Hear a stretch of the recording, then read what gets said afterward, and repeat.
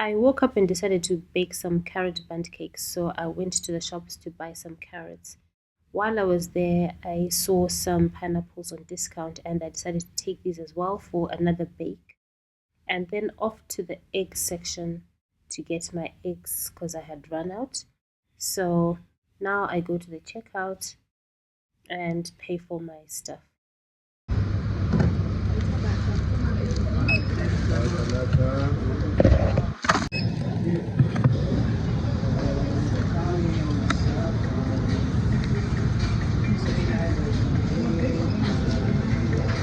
Thank you. How much? Okay.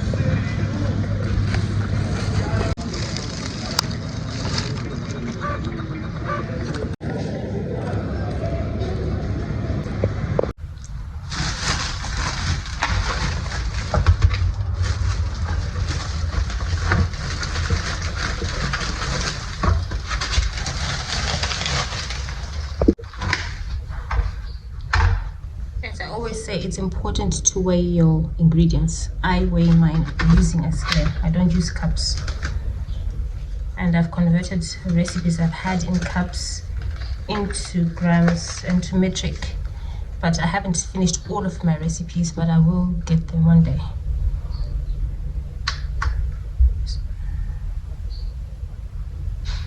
I need 200 grams of carrots. 224, fine, perfect, because I'm going to cut off the ends anyway. I might peel some anyway, so it will eventually get to 200. It might even be less than 200, and there are smaller ones that I can add.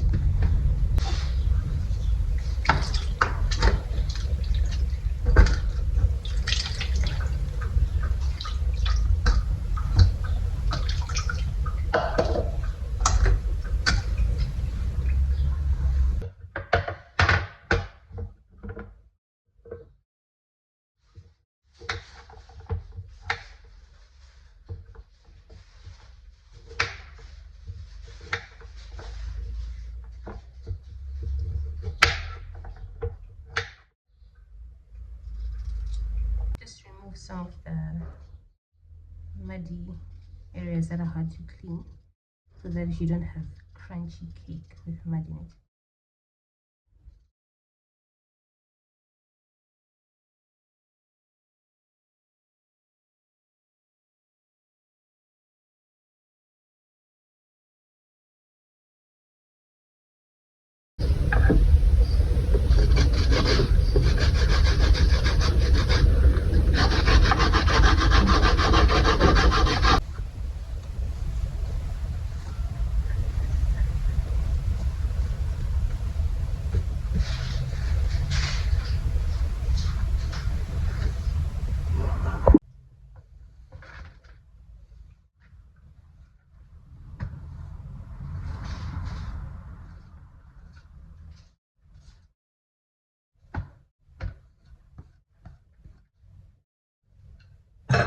Today I'm baking a carrot cake. It's one of my recipes that I use, but I am baking it with different ingredients, so I want to see how it turns out.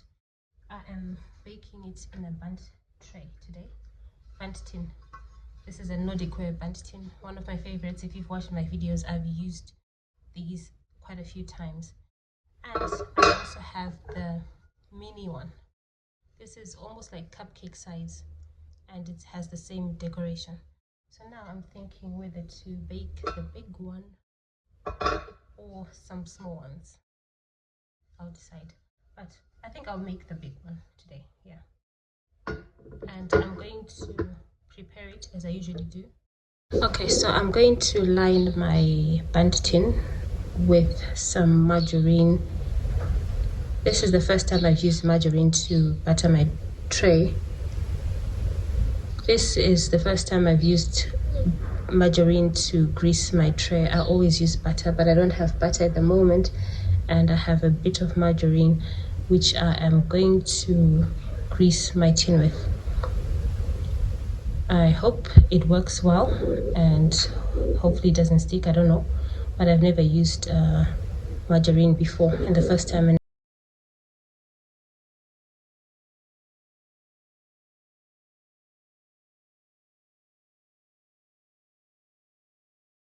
when you do this, you also make sure that the center is well greased, because you don't want your cake to stick. However long it takes you to do this, just do it, and do it well. If the batter you have is hard, just soften it maybe in the microwave or leave it at room temperature for a few minutes. Room temperature if the weather is hot, otherwise it will be frozen or hard for a very long time. If it's winter where you are, just warm it up wherever way you do it. But if it's summer, it's a lot easier. Okay, so butter is everywhere. The next thing now is to add some flour. Okay. Flour, I'm going to use a sieve. If you've got a shaker, you can use it. I have this homemade shaker. I did a video showing how to make one, but I only have one and there's icing sugar in it. So if you've got a shaker with flour, just use a shaker. I'm using a sieve. Or you can, if you don't have a shaker or a sieve, you can just use your hands to make sure. Just shake it.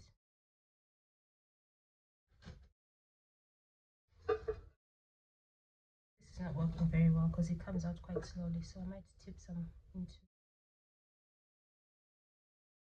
I've got a different one, but I can't find it right now. This one comes out really slowly at the bottom, but I have one that comes out faster. Okay, so I'll do that. And then move your bowl around, and the flour will stick where the batter is. Okay. Like that. If you see any parts that don't have any butter, like for example there, but this is a small part, but if you have bigger parts that don't have the flour coated, you can just add a bit more butter and then add flour. But this looks ready to go. I think I'll bake something else in a smaller one this size another day. Sometimes I make recipes up as I go. Like for example, I was going to bake a carrot cake, but I came across some pineapples which are on discount, and I am going to bake something with the pineapple. That's why I got it, but it's too much for what I want to bake, so I am going to use some of it in my carrot cake. Cut chunks of it or grate some of it.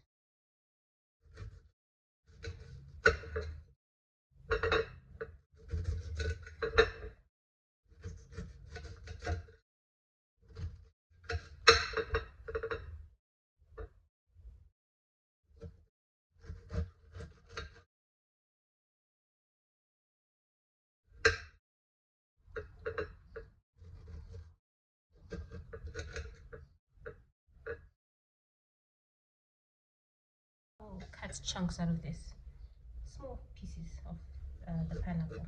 Actually, let me wait as well and see how much pineapple I've added. Okay,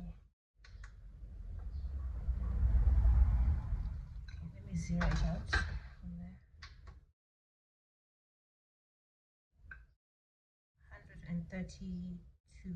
130 grams of pineapple.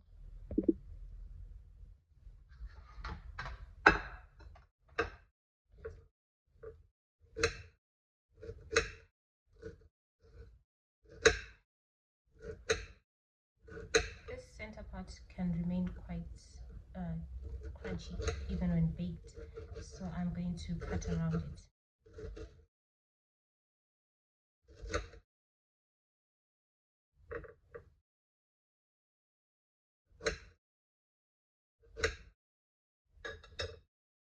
Just eat it if you want to eat it.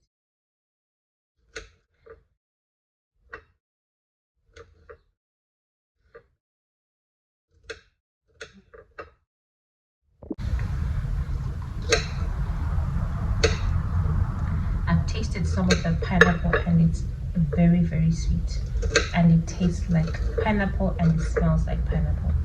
which is very unusual for UK pineapples because they pick them unripened and they ripen them, but it takes away the natural ripening process, which I think affects the taste and sometimes even the texture. And they definitely don't smell like pineapples, but these smell absolutely amazing. Okay, now I'm going to add the pineapple chunks into here.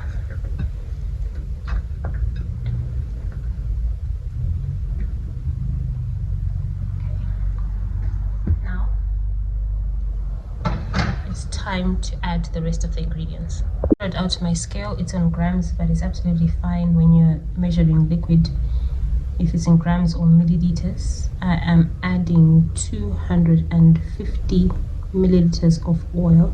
It's a big cake, so the ingredients need to be proportional to the size of the tin that I'm using.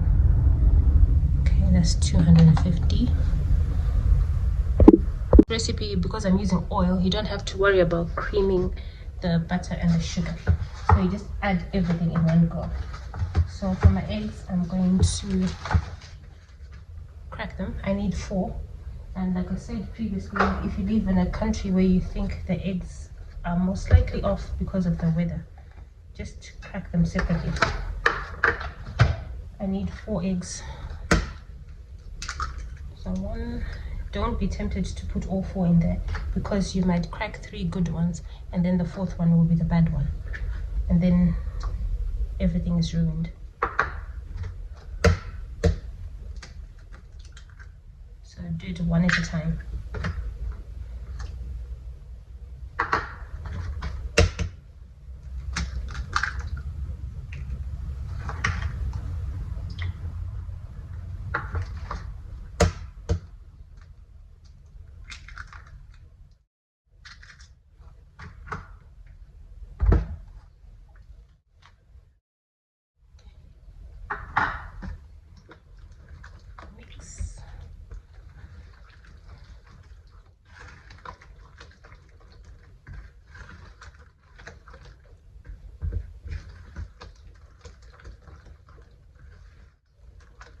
And then I'm going to add my sugar, which is soft brown sugar. I usually do use muscovado or soft brown sugar, but this is the only sugar I can find in the shops. It's still brown sugar, but it's a lot stickier and a bit coarser than the fine brown sugar I'm used to. But anyway, I will use it. It's got a nice smell. I got the smell. Toffee-like smell. It's very good. And I'm going to add this. I need 225 grams.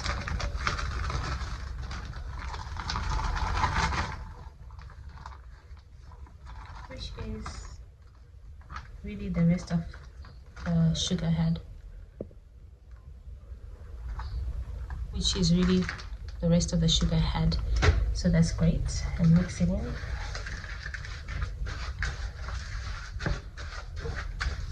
Mix all the wet ingredients together and then add the sugar before you add the flour. The flour has to be the last thing that goes in.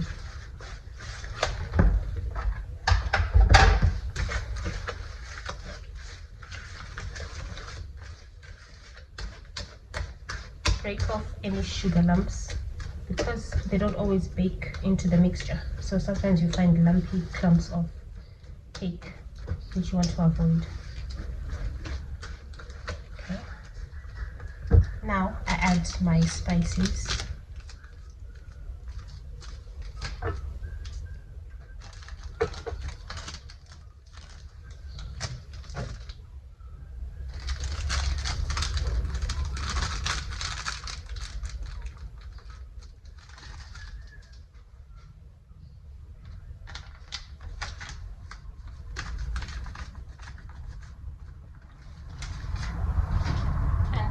Of salt.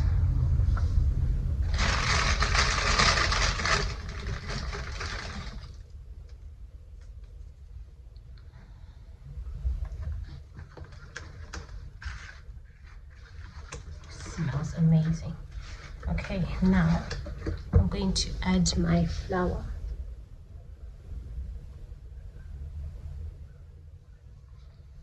one I'm going to use cake flour.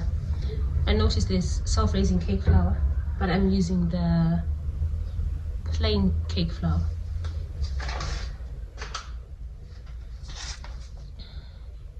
This is the cake flour I'm using, and because it's plain, I have to add my raising agent.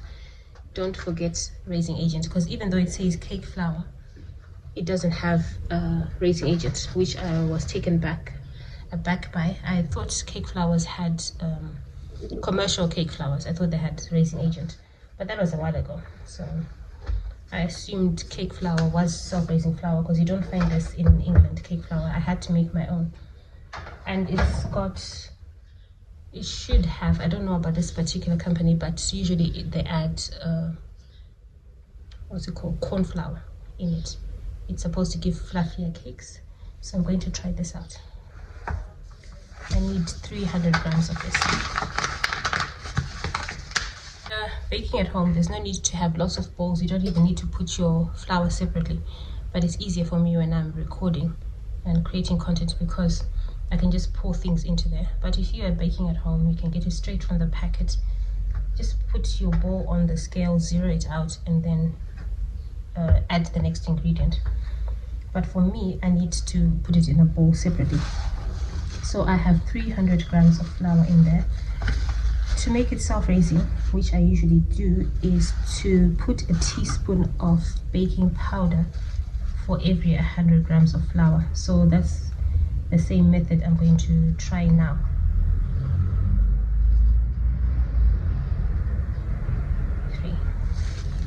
If you have your measuring spoons, they're fantastic, but I don't have mine here, so that one is good enough. I can see this flour has a slight yellow tinge. I've noticed flour in the UK is very different to this flour. This flour is a lot finer than the UK one, and there's some things that just don't turn out right when I try them with this flour. I don't know what it is about flour that would be so different to change everything, because I've tried baking a Victoria sponge cake with a different flour.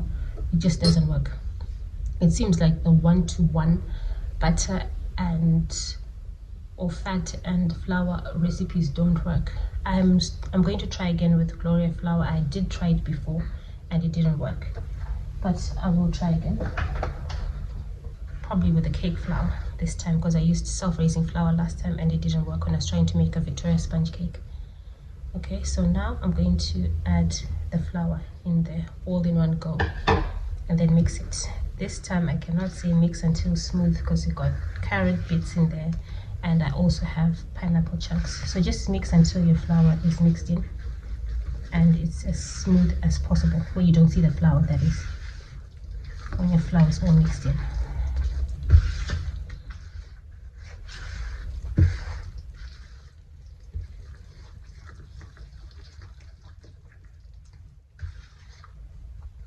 So far it's looking good. I hope it will be good, because I noticed the flours, they sometimes have too much oil. So I'm used to a certain amount of oil in my recipes, but when I use this flour, I notice it can get too oily. But this now looks fine, because I can see the signs of too much oil even when I've mixed it like that, because it will tend to separate. But so far it looks good. This is nice. Okay, now I'm going to put my mixture in my cake tin. I have not preheated my oven. There's no need to preheat an oven in most cases, from what I've experienced. I used to, but not anymore, because it's just a waste of electricity. And especially when I'm in this country where you have to top up your own electricity's prepaid meters. So imagine all those minutes of mixing your cake ingredients and the oven is just on and the electricity is finishing for no reason, really. I haven't noticed the difference between preheating the oven and not preheating it.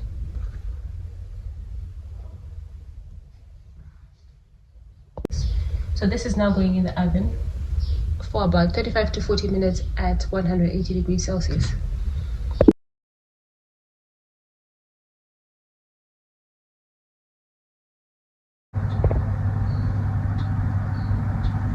spring back up, which shows that it's ready. Toothpick, it's clean, no wet batter, that is ready.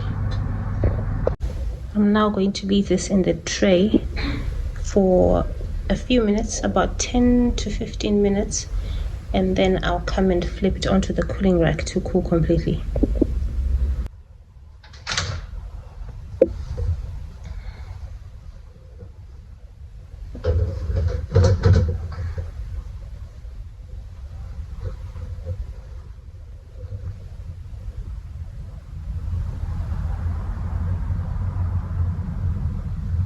Why is it stuck here? My cake is stuck.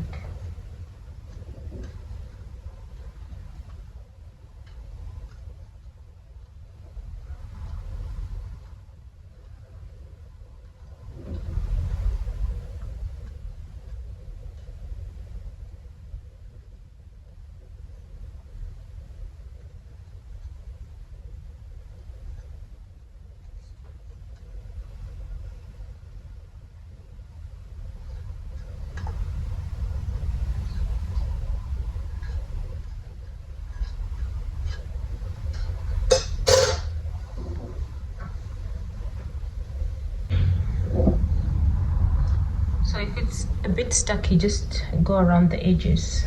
It's usually the edges that are a bit stuck. So I'm going to try it again.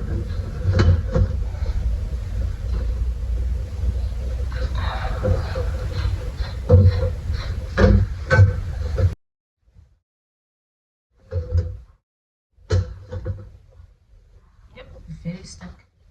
Nice. Can I unstick this?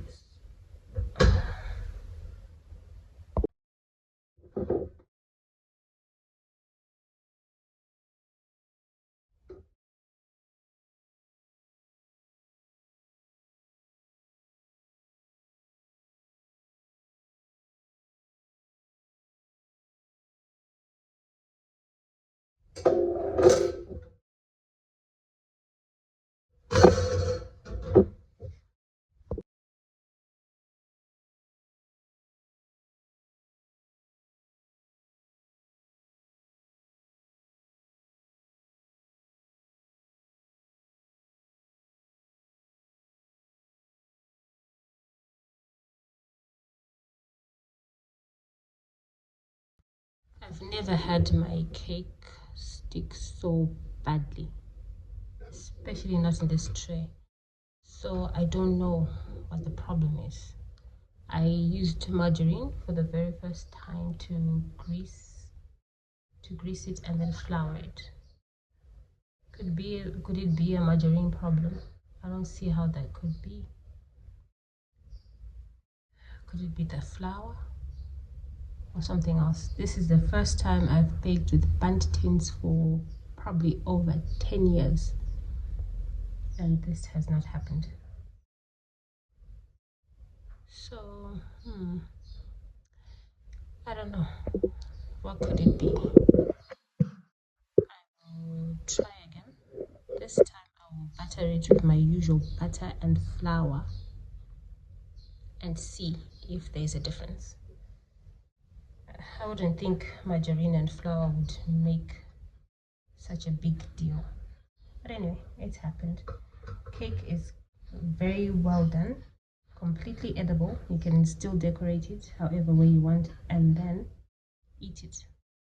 Good thing I'm not selling it or giving it away. Good thing I'm not selling it, so it's not really a big deal. So I've loosened some of the cake in here. I'm going to try and get it out. I'll just put it over the cake like that. Look, a cake crumble. Okay, and that's how stuck it got. Okay, anyway, thanks for watching and see you again in the next video. I've noticed that the cake is quite oily. You see, when you squeeze it, there's oil in between my fingers, which isn't a nice thing at all, especially when you're eating cake. It will be all oily like that. It's happened again with the flour. It seems like the amount of oil I use is just not good enough for these flours. They need way less oil. So I just need to adjust some of my recipes for this flour. It will take a while, but I'll get there. I wouldn't want to eat a cake which is this oily. And you see, even my fingers are like that. Thanks for watching, and see you again in the next video.